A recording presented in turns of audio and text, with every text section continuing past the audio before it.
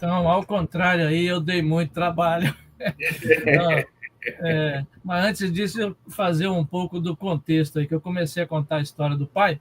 E meu pai, na verdade, foi criado na roça, né? A família dele é de Minas, lá do Alto Jequitibá, um reduto presbiteriano. Meu avô era presbítero lá. Mas meu pai, logo garoto pequeno, fugiu de casa, adolescente. E, na verdade, assim, ele não tinha estudo praticamente nenhum, né? Estudou muito pouco.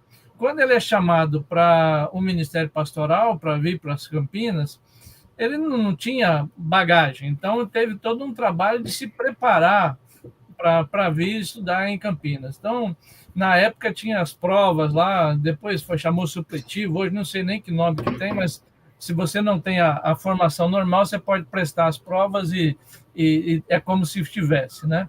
Mas ele passou bastante dificuldade para acompanhar o ritmo de Campinas.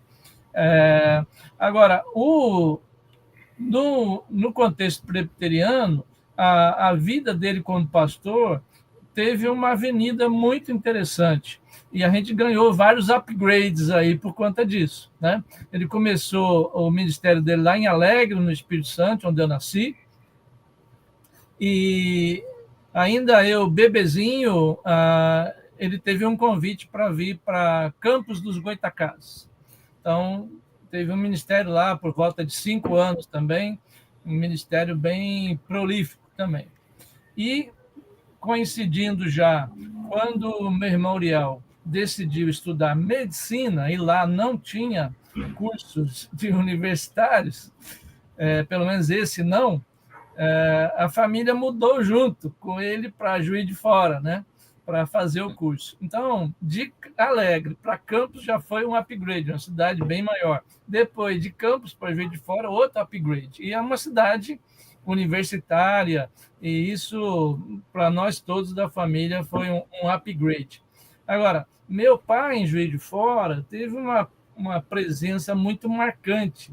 Ele era um pastor, ele se dizia presbiteriano com P minúsculo, e ele se imiscuía com todos os pastores lá evangélicos, desde o mais conservador, que era luterano, até os carismáticos pentecostais, dos vários naipes aí. Então, eu com esse nome não passava desapercebido naquela cidade, porque o pastor Oséias era muito conhecido lá. Tinha programa na rádio também, ou seja, com esse nome, pô, seu filho do pastor Oséias, não tem como não ser, né? Beleza. Agora, na adolescência, eu fui um adolescente rebelde. Dizem que é pleonasmo, mas eu acho que atrapalhei bastante a vida do meu pai e da minha mãe. Então, depois de muitas orações lá, Deus me resgatou. Mas na minha adolescência, lembrando aqui de um exemplo, né? Você está falando aí negócio do domingo, do futebol, né? Domingo em casa era radical, não podia nem ligar a televisão, era assim, é só igreja, de manhã, de tarde, de noite, né? Então, essa coisa de não poder assistir o joguinho de futebol no domingo, nossa, isso foi pesado, né? Agora, lembrando também no período da adolescência, fazendo o ginásio, hoje o Fundamental 2, né? Eu tive um pastor que era um professor que era metodista, e ele falava na classe: olha, esse menino aqui é filho do pastor Oséias, e eu naquela época estava longe da igreja, longe de Deus, não queria ouvir falar disso de jeito nenhum, né? Então, foi um negócio complicado, mas até ter todo um processo de Deus me achar de volta, me recuperar, e eu entender a bênção toda que tem sido, né, a herança de ser filho do pastor Oséias. Graças a Deus. Então, depois de muita dor de cabeça, muita rebeldia,